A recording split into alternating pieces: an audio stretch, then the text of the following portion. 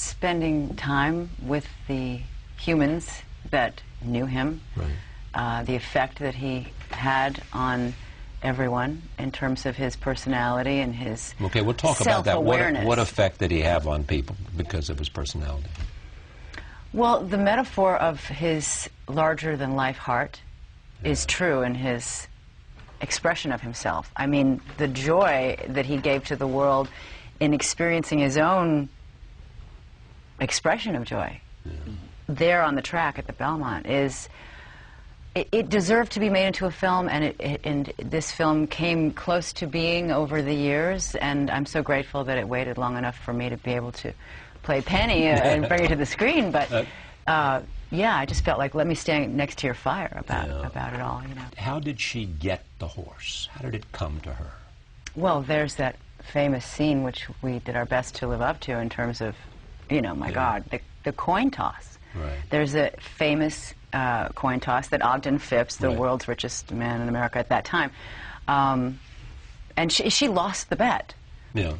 But she was smart enough to know that, in fact, her loss was her gain, and everybody else seemed to want a horse the other so side. the horse she wanted was going to come to her. It worked out that way. It worked out that way, and this was an annual event that had been negotiated by her father. He was too ill to show up for it himself at that point, and the farm was being lost and slipping through her fingers like sand. You know, she was asked to.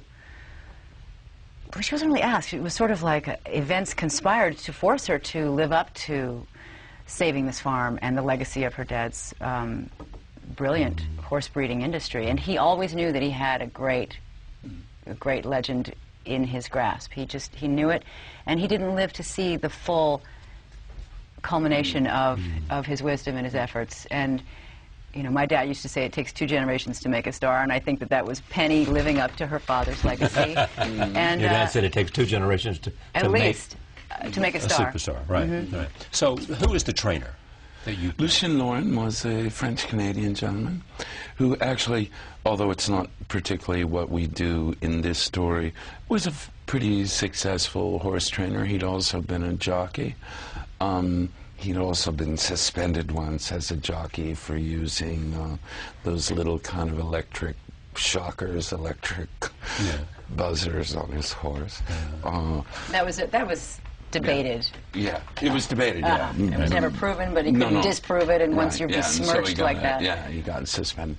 But by all accounts, a very nice man and a terrific trainer. And of course, what our story doesn't tell is that a horse from their stable, Riva Ridge, won 2 legs of the Triple Crown the year before. Yeah.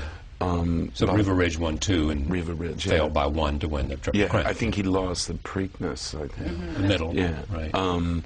But, so they had some degree of success working together and had a very good relationship. But, you know, as far as what credit someone should or shouldn't get for Secretariat, I'll never forget when we were shooting out on what was meant to be the Chenery family stables and farm ranch.